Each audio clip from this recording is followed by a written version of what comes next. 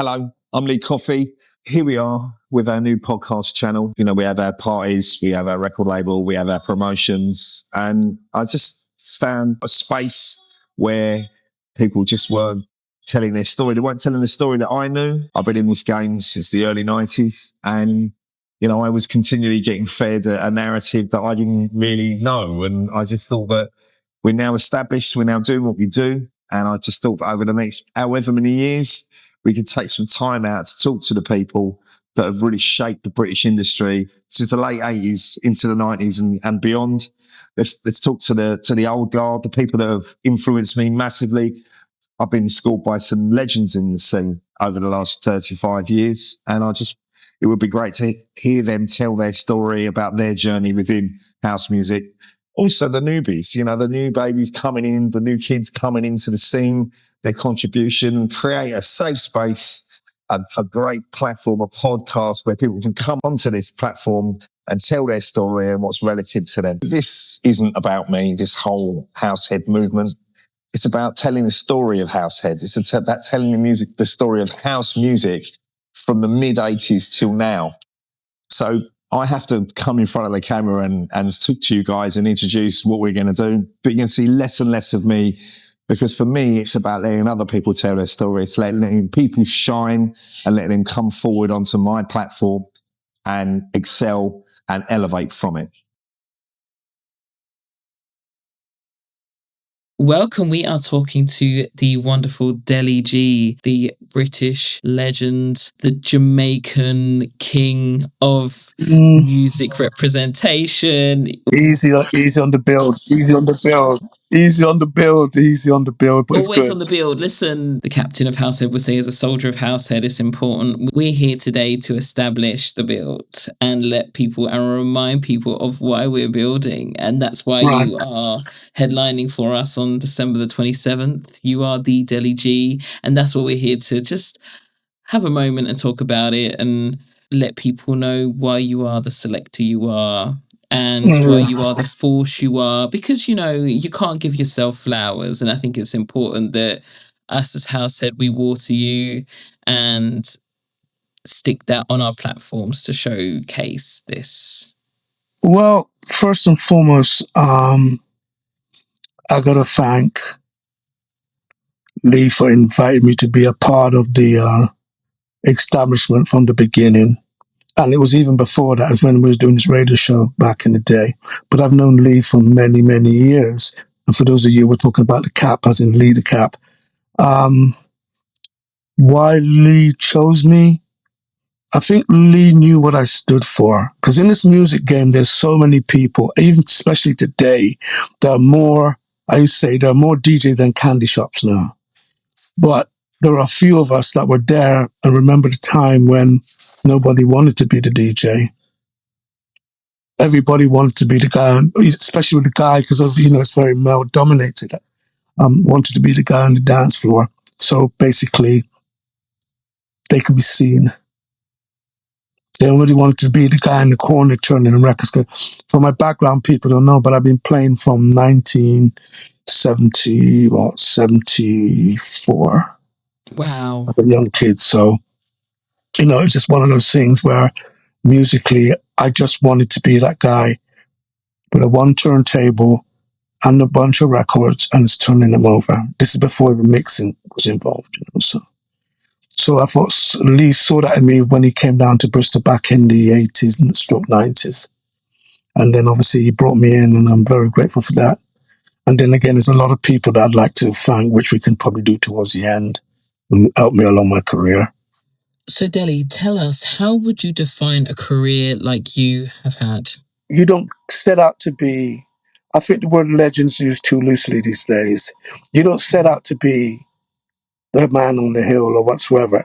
You have a journey. And along that journey, you have pitfalls. And as how you maneuver through those pitfalls. And there's people that come through the game, stay the course of the game, and don't change. They change as time go along, but they adapt and keep on moving. But the foundation of what built the scene called house music still stays the same, which is a, you know, very good feel, uplifting, with soul, with message in the music. House music as a trend.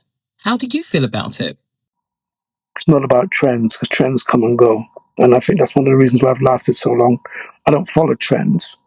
I don't conform to playing the record which everyone's singing along to because they hear it so much.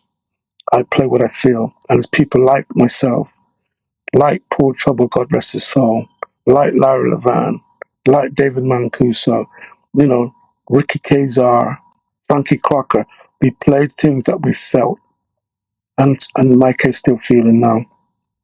And to me, you know, that's just the way I am. I've never conformed to being a popular DJ. I've been about a DJ that loves good music, regardless of genre. And that shows, Deli. What advice would you give an upcoming DJ?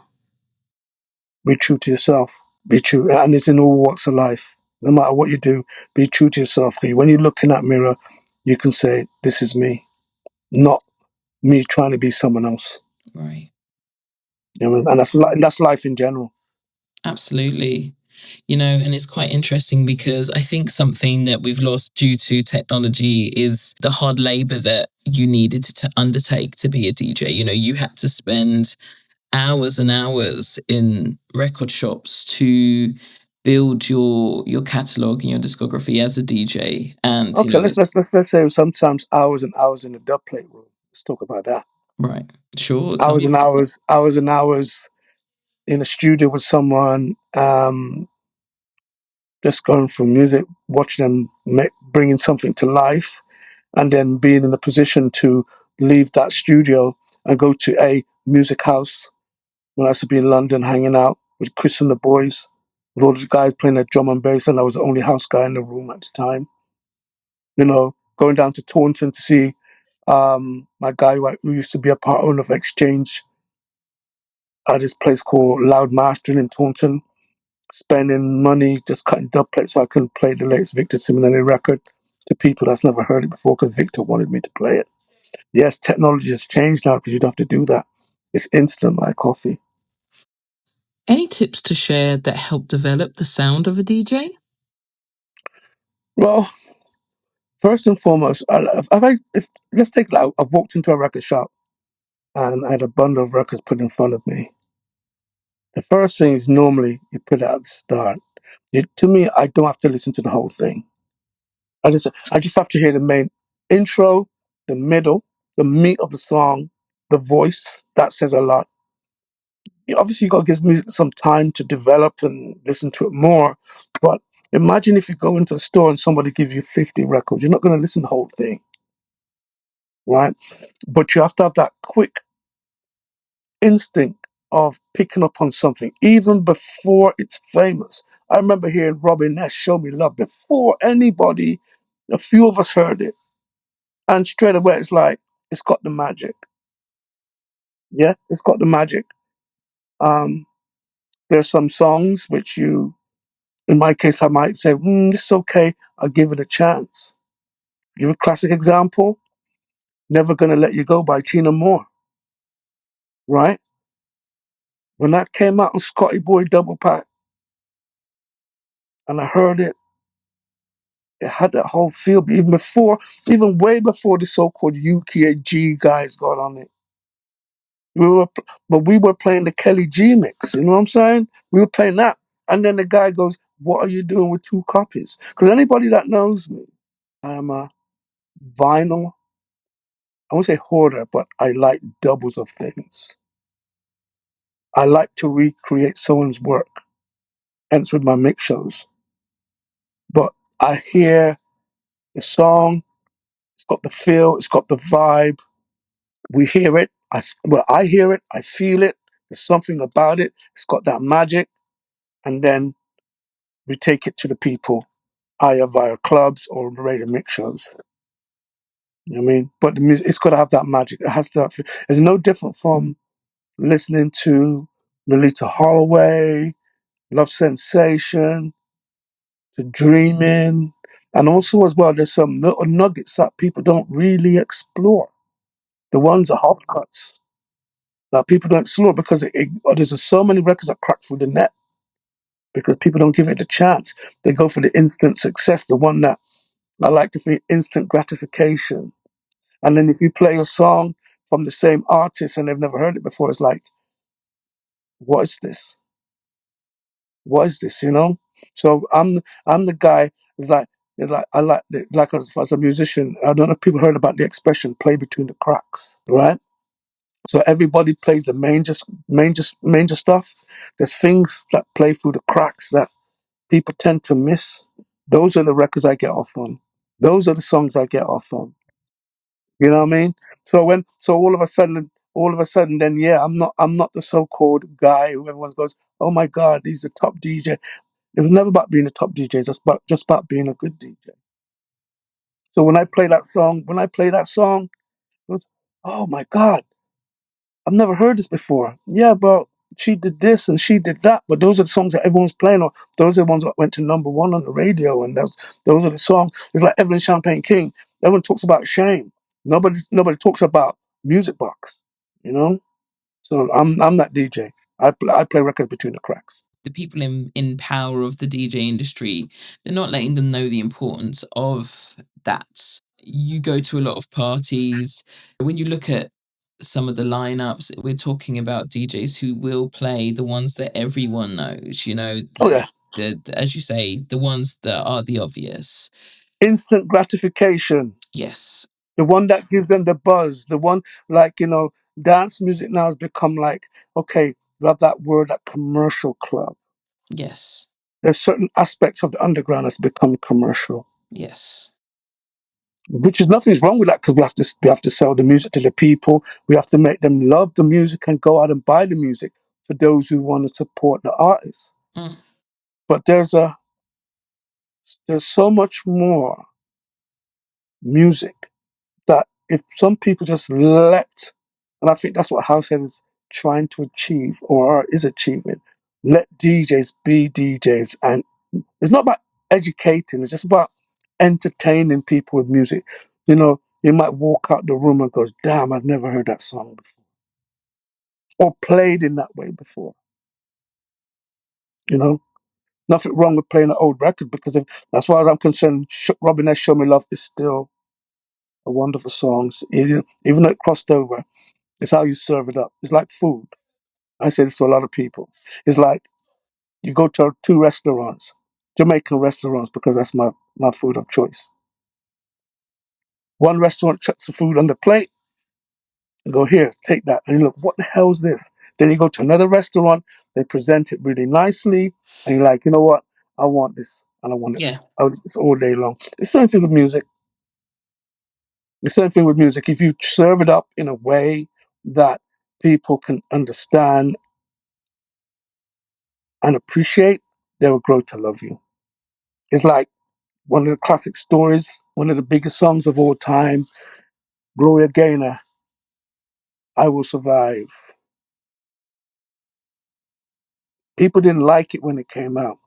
The reason why I know this, Really? yeah, the reason why I know the story, because if people know me, they know I'm connected with some of the greats from back in the day. And Tom Moulton told me the story about how Gloria Gaynor, I Will Survive, nobody liked it. I was down to one DJ, a guy called Richie Kazar.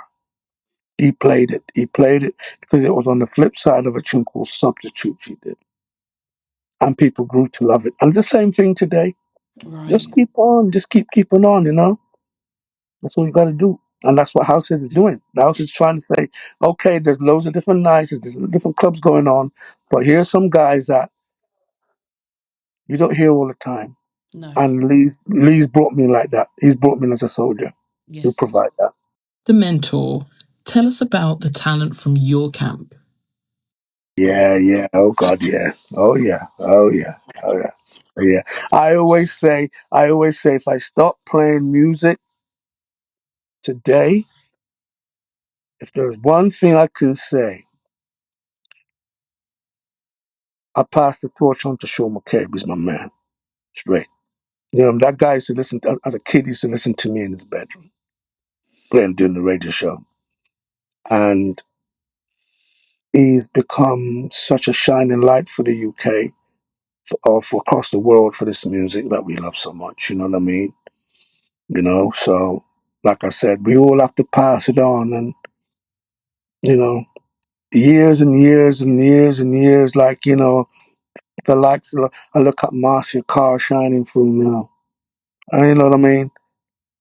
There's so many people that I've known from from back in the early days. Some have fallen away, some's passed now.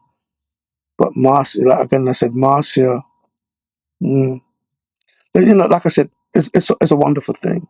It's a wonderful thing. You know, I just wish that people like Paul were still here so we can have a chat and a laugh about the things that we used to. You know, the likes of the Zoo Boys still going. I gotta give them their flowers too, because they brought me through back in the early days of Barumba, you know. You know what I mean? So there's so many of us.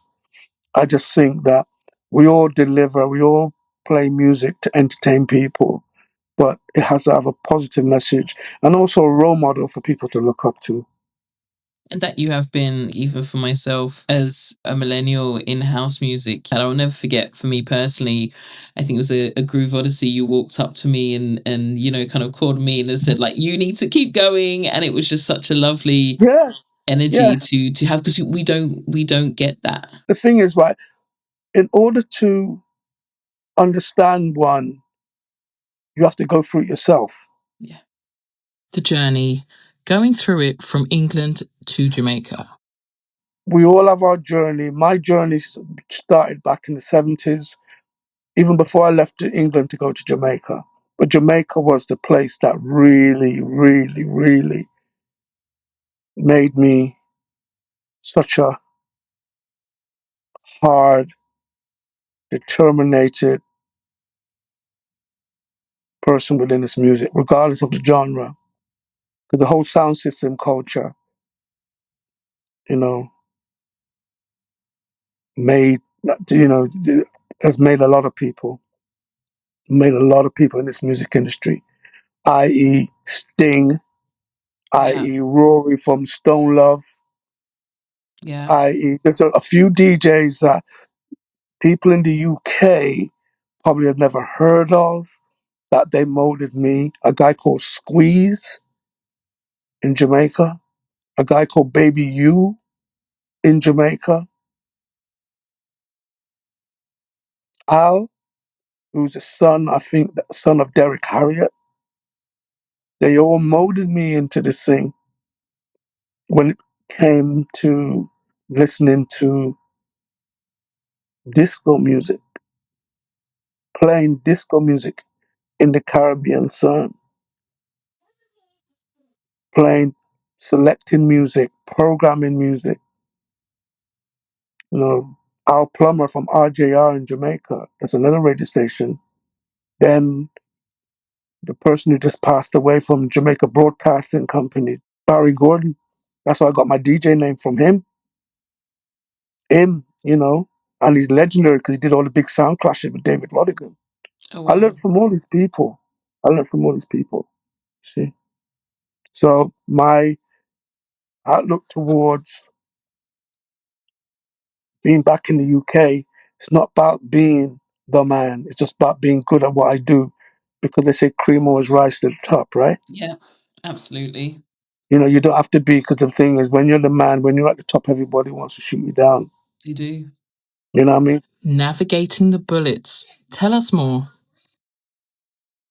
Yeah, well, this is the thing. This is the thing that some people don't really understand. In 1989-90, I was trying to get a DJ from America to do a guest on my mix show on Galaxy. And I kept on getting shot down. Sorry, no, this guy is going to London. It was all about Kiss 100. Right. At the time, because if anybody knows what's going down, Kiss 100 was even bigger than Radio 1 in London. All right? And there's a few DJs on there which did a lot of work. But I got to give Steve Jackson his flowers too. because Steve Jackson was doing a mid-morning show, if I remember rightly, but he was bringing house to the floor. Obviously, Trouble, Bobby and Steve, T. Harris, they were all doing their thing, but Steve Jackson was daytime doing it. So I decided, this person kept on shooting me down saying, oh, this DJ's come to London. And the DJ was Victor Simonelli, right? So what did I do? I said to my managing director of Galaxy, please, can you do me a letter stating what I do in the UK? And I paid my own money and I went to the new music seminar to bring myself to the source. Wow. The rest is history. When we're in America, people ask us about Deli G. How does that make you feel? So when I have people like you just said to me, it doesn't surprise me no more, because I had a friend of mine, he said he was in New York. He said he was from Bristol, and he said, Deli, something happened really weird to me when I went over there. I was at this record shop, and the record shop was dance tracks, right? Wow. Right? Hold on. And the guy goes, oh, you from England? And like, Americans, everything's London, even though. Yeah. And it's like, and the guy goes, no, I'm from Bristol. And the guy goes, do you know Massive Attack? Do you know Ronnie Size? Do you know Porter Z? And he said, Deli, something happened weird in that conversation. I said, what? He asked me if I knew you in that whole conversation. I remember all these people from Ronnie, Massive, and Porter's are big brands globally, right? So when he said my name, I'm like, wow. But I know why he said my name. You know why? Because I was there to support them in the beginning, when the explosion, because there's a time between 1986, 87, where the music was just coming through to the underground. It was not on radio like that, like how it is, well, even back in the early 90s to now. So for me to go in and go, guys, I'm doing this thing outside of London, and everyone was saying to me, what's this Galaxy? Changed everything. It changed everything. It absolutely changed everything. For me personally, it changed everything. It changed my persona. It changed my perception to the Americans. But after that trip, everybody came. Yeah. Even the great Frankie Knuckles, who requested I do his first album on Virgin, the one with Hard Sometimes, the album was Hard Sometimes, right, and Whistle Song, and Rain, and that started my friendship with some of the greats in the game. So it doesn't surprise me. Thoughts on the English house scene? We in England are blessed. We are blessed. We are real and true. We've got the radio stations to do it. We've got the nightclubs to do it. And we've got the personnel to do it. You know what I mean? Got to big up my man Booker, because me and Booker, 100. Me and Booker went so many things, shared hotel rooms, when we go to conference and stuff. And he's always called my name. Always called my name. My man Abby Shaw, gotta give him much love. There's so many people over here that people don't really give them the flowers either. Let's talk about the music. Music can be made anywhere now. I think with time, like wine, things mature. They do. Things grow. Sometimes things is not instant. It's like, what's that song? Gonna be a brighter day. Listen, I remember when he was doing the album for Dave Lee. Sure. Right? I remember the birth of the song. And that's some like how many years ago. And I gotta give Martin his flowers, Mr. Atjazz. Oh, yes. He sprinkled some sugar on that bad boy. As he does. But this song. And he's done so many, and I remember Martin was coming through with his Mantis label. Right. Is it Mantis? Or Mantus? So anyway. Yeah. And I remember Martin giving me a copy of his early production. I said, do I pass it on to Louie for you? Right. You know what I mean? But that bride, oh my God. And even it gets now, in them hands, I will never forget when Louie gets behind your stuff, the shelf life of it is extended drastically. Like there's a few of us in the game that if they get behind it, everybody will hear it. Yeah. There's a few of us left. There is a few of us left. Those days of another person in my corner that's always showed me the love. I call him my father in music, Mr. Tony Humphries. Oh, beautiful. Tony Humphries. We had a conversation one night. This is back in the day we used to phone people on the phone cards. Right. With the numbers. Yeah. And I couldn't believe it. Me and Tony had a long conversation. And he said something to me. He said, you are one of the DJs whose playlists, this is when we used to do playlists. Right. But I don't do playlists no more because I'm like, you know what? It's so accessible now. Why? Seek and you will find. Seek and you will find. It's like, so he said, Deli, you're one of the shows I look at because you give me a wide range of what's going on in the UK. So, and for me, that was like, wow, this is Tony Humphries, the guy whose tapes I used to listen to when I was driving from Bristol to Bournemouth to play Bump and Hustle at the show bar with John Koeman and Bob Poe back in the day. And I remember playing the tape. And the day when you just have the scanner on the tapes, you go, stop it. Just to play that one song again, just to hear it. Wow. Yeah. So when Tony, like I said, he's always showed me the love. And one thing I like about this industry as well, there's certain people in the game, you don't see them all the time because I'm not privileged to be on all the big lineups and the big things. And I get it. All of us, not everyone was made to be the man on the hill, right? Right. But they're the foot soldiers. But when I see these guys like Todd and Louie and Kenny, Jazzy Jeff, all these guys, you still have mad love. It's like yesterday. Still Curly, can't forget him. No, exactly. Yes. You know what I mean? Can't forget him. There's so many. When we see each other, it's like Farley, Jack Master, Funk, he's another, when I say crazy, I won't say crazy, it rings, but yo, G, I'm coming to Bristol. I'm like, I don't know you come to Bristol. You don't know? Come pick me up at the train station. That's how it is. Disciple, dude, I'm coming. Anytime Disciple comes to Bristol, this place is his home as well. That is stunning. So that's the way. But like I said, the family of Househead is about inclusivity within music.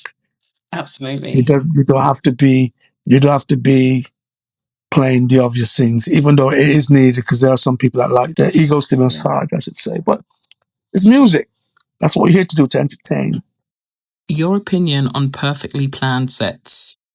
I do not rehearse. I've got about 4 rooms of records here. I am open to mistakes. Why? Because that's the way I choose to play. I entertain myself while I'm entertaining the people in front of me. I do things sometimes I wonder what the heck. Just the way I am. I play between the cracks. If I make a mistake, I'm human. And I hate these new machines that tell you can't play your a cappella because it's not in pitch. Please. Well, the point is also a lot of that's wrong too as a musician first. I always say to people, they're like, oh yeah, it's G. I'm like, it's not. Like, no. It's not. It's actually probably the relative minor. So actually, the machine doesn't work that out. Machines. I work the machine. The machine don't work me. The machine don't work me. Exactly. You know what I mean? The thing is, long after my time's up on this planet, if anyone's watching this and listening to this, they will see and understand that some of us go through life trying to be positive and breathe positivity to other people. And in my case, it's through music. Mm-hmm. You know what I mean? You walk into a room. You know that expression they talk about, God's a DJ? Yeah. I felt that. God is a DJ? Please break this down for us. The expression, God's a DJ, I felt that. And I tell you how I felt it. I remember playing in Italy, and I was playing OJ's I Love Music. True. I think it was the Dimitri from Paris mix. But I was also playing the beats from is that tune called Ella by Gregory? Do you remember that joint? Yes, yeah. Right. It's got those drums, right? For sure. Right. And I was working the drums with OJ's I Love Music for a long time, because I know there's certain DJs like their long and gated mixes, but I think sometimes you can do it sometimes. It's like too much of one thing is too good sometimes. Sometimes you need to fall back. It's like watching a scratching DJ. They're good at the scratching, but sometimes you ought to know when to ease off and let the music breathe. And I think Jazzy Jeff is well known for knowing how to do that. DJ Spinner is well known how to do that. You know what I mean? Yes. But I was mixing this joint, this Ella by Gregory, I Love Music by OJ's, the Dimitri from Paris long mix. And there was this guy on the dance floor in tears. Literally in tears, right? Now, I can't speak Italian. And they had a lighting jock that knows how to work the lights like how Ariel does in New York, right? Yeah. And I said to the guy, with what little English you can understand, like, what is wrong with this guy on the dance floor? As his girlfriend left him or whatever. And he was just there. He was crying. You could see physically that he was emotional. And at the end of the night, he came up to me and he goes, Deli, Deli, Deli, Deli. I said, what's up with you, man? I saw you. He goes, no. OJ's I Love Music. I love that record. But just the way how you were working the mix, you got the best of me. You just got the emotions out of me. And I was like, whoa. It's like I'm playing with his emotions. So that's why I said I feel like when I say God's, you can control people's emotions through the music. But also as well, frequencies plays with people. How many times have you played and you take the bass out and everyone's going clapping, everyone's jiving and grooving, and then you just drop the bass and boom. And everyone's like, it's like a rush. It's like a rush. And the thing is for me, because I've never been in the so-called drug culture of dance music, I remember everything. There's some people go, they can remember going to a club, but they can't sometimes remember the experience because they were on another planet. You know what I'm saying? But I remember everything. I walk out the room or somebody goes, blah, blah, blah. I remember everything. But no, God, that expression, God's a DJ, I felt it. Especially that one night in Italy, definitely. The industry, how do you feel about it today? You got to remember, I'm coming from a time where DJs weren't superstars. It wasn't about, I remember going to the ministry when it first opened, and you walked into the room and the booth was behind you. You couldn't even see the guy's face. You knew that Tony was playing or whoever was playing or CJ was playing, but you couldn't see their face. You just saw them moving like a silhouette in the booth from space to space, but it was just all about the sound around you. You know what I mean? Now it's like everybody wants to be seen. Simpler times. Do you think we'll ever go back? Well, I'll be honest with you. I'm doing a few parties that's like that now. Oh, wow. They can see you. Of course they can see you. But the whole thing where no cameras on the phones, that's slowly seeping back in. But for people that want to do that, gigs, quality over quantity. I'm blessed to do several parties now, but there's one party that I do in Bristol called Musical Fruit where I play for 7 hours. That's like a dream. Obviously, there's me and Sean with Good Vibrations down here. You know what I mean? Obviously, Househead in London. And that's where I feel like sometimes it's not about the volume of parties you do. Quality over quantity. Yeah, it's about doing the right ones. Yes. It's about doing the right ones now. Because I've gone through that thing where I'm doing 3-4 gigs in one night. I've done that. I know it's like them. And then the next day, my energy towards my kids is like non-existent because I'm so tired. You know what I mean? So yeah, those things are coming back. Change, new brands, new talent. I think people need to give brands, in this case, Househead, a chance. give the new brands a chance, because obviously you've got the big brands like the Glitter Boxes and Defecteds and the Hard Times and various different ones. They've come through. But sometimes just give the guy that's trying to bring a little bit more to this scene, because we do need it. It needs to evolve. It needs to move on. And we also need to teach the young ones who are coming through the value of what this thing is all about. And it's not just about the moment, about look at me, look at me.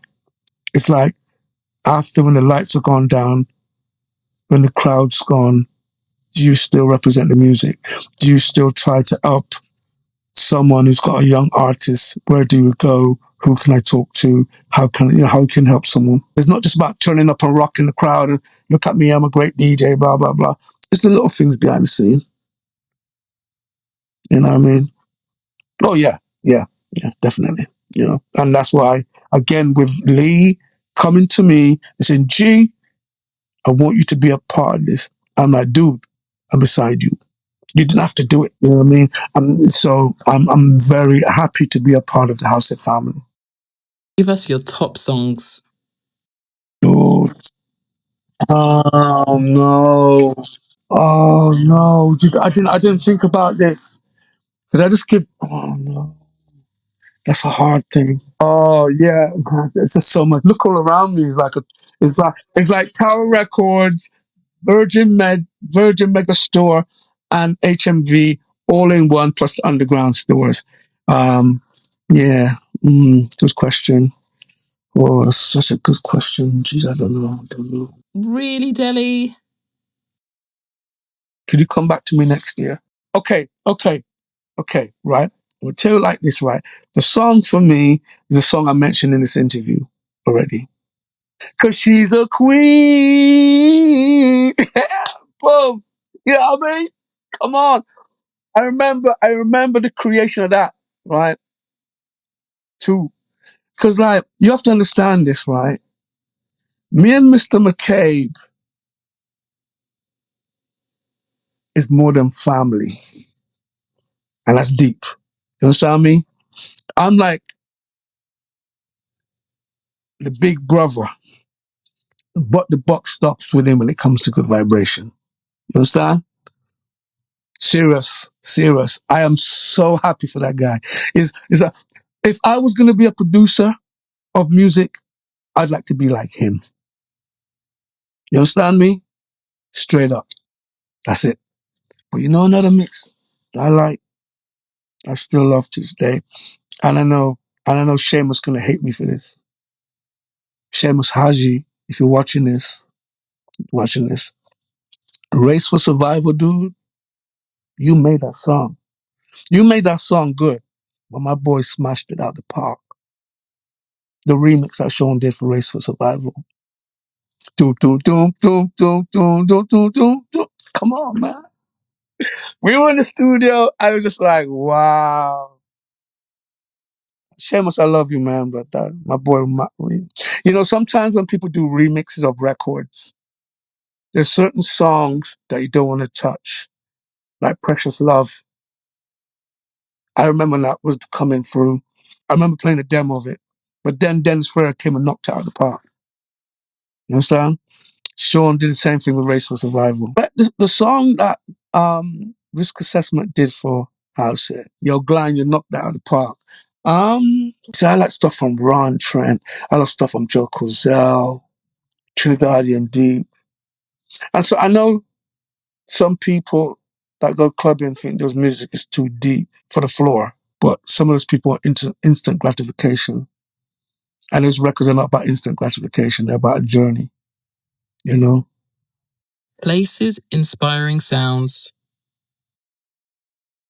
As a man from Jamaican parents, we love our bottom end.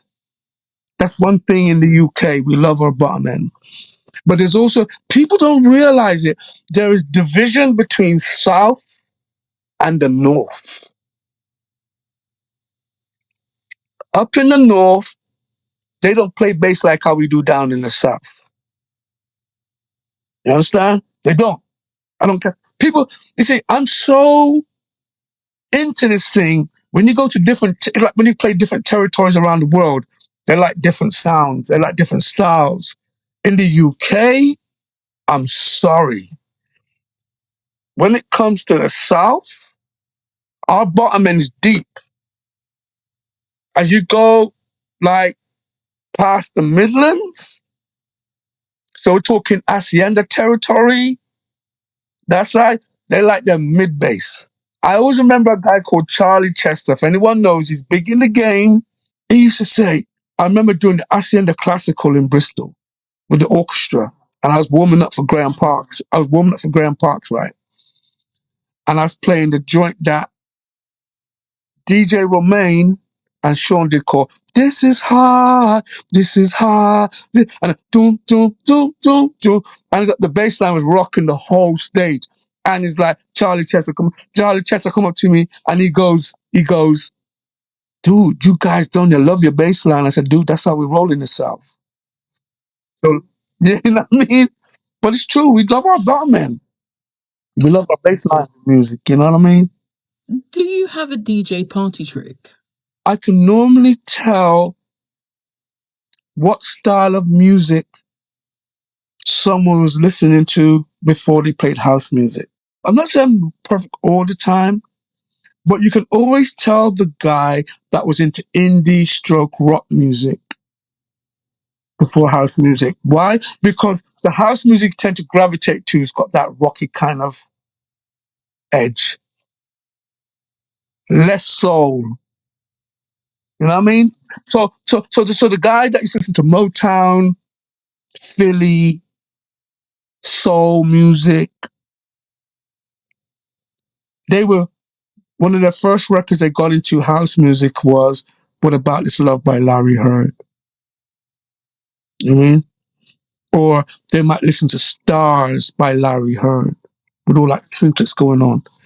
Because that was the original, to me, original deep. Because people use the word deep very loosely now. To me, that's the original deep. You know what I mean?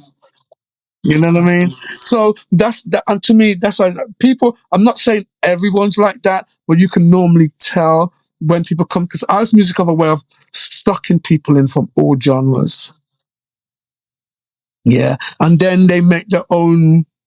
This is my house music. This is the best house music. No, it's just people can always say this is the best music. Just let it take a form onto its own and let the people be the judge. Tell us about being in sync with the other DJs. Like you go to the office and you do your 9 to 5, you can have a bad day at the office. Every DJ can have one of those. Do you notice, I think the first time when we DJ together and you're saying, and I said, don't worry about me. I'll follow you. I say that to all DJs. Don't worry about me because, no. Just do what you do. Trust me. I will get in. And I've learned that over the years to manage that situation. Now to the fact that I know that I just go in. What would be, would be. I never know what's going to happen. It's like on the Christmas party on the 27th of December. I don't know what I'm going to be doing. All I know, Stacey's going to be in the house. Sean's going to be in the house. You're going to be in the house. My man, Leader Cap's going to be in the house. All I know, if we are all in sync and the people on the floor in sync, we're going to have a damn good time. What do you think slowly disappeared from sets? People forgot about the art of how to use an instrumental. Anyone that knows me, anyone that's watching this thing or a producer of music and know that they've dealt with me, I always go, especially if I like the production and the song. To me, the song, the artist, if they're sweet, is like sugar on the cake, right? To me, if the music is beautiful, I want to hear that on its own. And then I go crazy with all the acapellas and blah, blah, blah, blah, blah. But to me, the music, before the artist goes on the track, if the music is wonderful, When the artist come and he or she can deliver, let's go. But people, yo, why do you want the instrument? Please can I have it? Please can I have it? Just give it to me. You know, it's like I'm a artist within my own right with other people's music, entertaining people's music. You know, and like, oh, yo, Deli, you played this record on your radio show, but then I bought the record, but it didn't quite sound like how you played it. It's because it's called a mix show. It's not cool, you know. It's called a mix show. Yeah, right. So and that's how what makes us stand out. We're all individual. We do think different, and that's where I think that's where Jamaica comes back to me. Playing instrumentals, playing dubs. You know what I mean? Because let's go back to my man. It's like Sean Booker. They do good vocal remixes, but they flip the dub. Especially Sean flips the dub. It's like a new life unto itself. It's like a new track unto itself. You know, so, you know. But nah, it's all good, man. But I'm really looking forward to this. It's been a while since I've been in the city. I call it the smoke. Tell us about what happened with the radio show. You know what? I always say, and I always remember Freddie Silent saying to me from the shelter. Freddie used to say to me, G, they'll miss you when you're gone. And I used to say to Freddie, why do you say that? And you know, I've already felt that too. I tell you how, right? When a company came down and stopped my radio show in 2006, and the outpouring, I forgot to mention my man, Kerry Chandler, brother from another mother. That guy. He stood in my corner. He was the first to knew that my show was finished. He was the first to know, because what it was, they told me the show was going to end, and it was just like somebody taking something from me, which I was there for 16 years. And I got home, and this is the day of AOL, right? And I went on, and I computer, hey, what's up? Deli's Kerry. I'm like, well, what's up, B? I said, no, I'm not feeling too good right now. He goes, boy, what's up? And I'm like, got some bad news for you. He's like, what? Can I call you? I said, yeah, sure. He calls me up. And I said, the show was finished. He goes, you're f***ing kidding me. Excuse my French. You're f***ing kidding me. I'm like, dude, it's done. He goes, and then he just lost it. He's like, what's all these people doing with our music? Because there was me on the Galaxy Network. It was me, Slamming Boys, Andy Ward at the time for the Galaxy Network. And by then, Andy and Slamming had already gone. And believe it or not, I was the first before, because Galaxy was formed in Bristol. Then they bought the other station. They bought the Kiss in Manchester and Leeds, and they bought the Choice in Birmingham and turned them all into Galaxies. And Kerry lost it. And Kerry, you know, Kerry's into IT as well, right? Yes. Right. Kerry, I don't know how Kerry got the guy's name. The program controller from Kiss in London wrote a letter, and he posted it on Southport Forum. What is happening to all DJs that have been supporting our music, blah, blah, blah, blah, blah. I want you to send a petition in to this guy in London, right?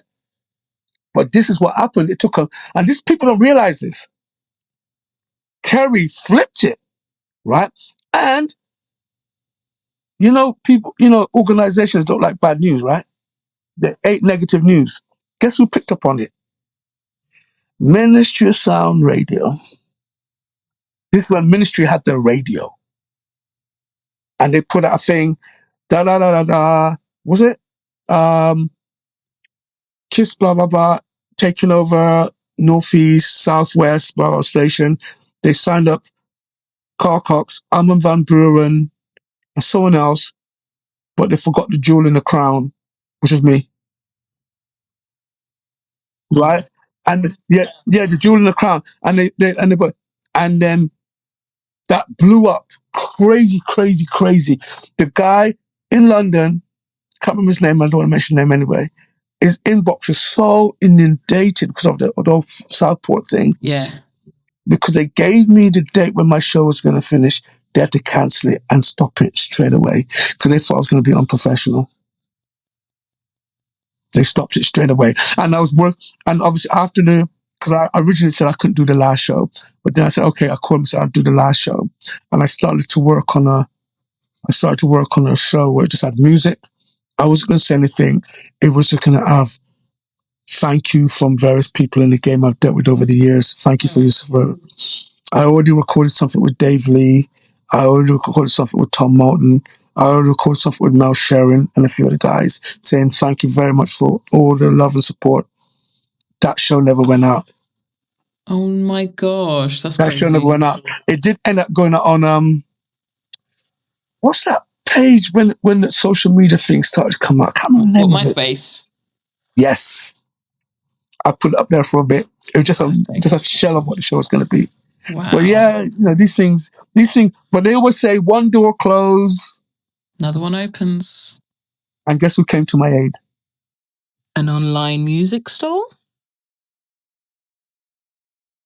Brian Tapper, Track Source, when they were called The Future of House. Not We Are House, it's called The Future of House. And they gave me a show. Why? Yeah, and that's when I had a new audience. But that also stemmed from my radio show where I started to make it more like a magazine. And I don't think people realize that I was probably one of the, I would say, I hate using the word first, but I was definitely amongst the top to do a chart for digital downloading.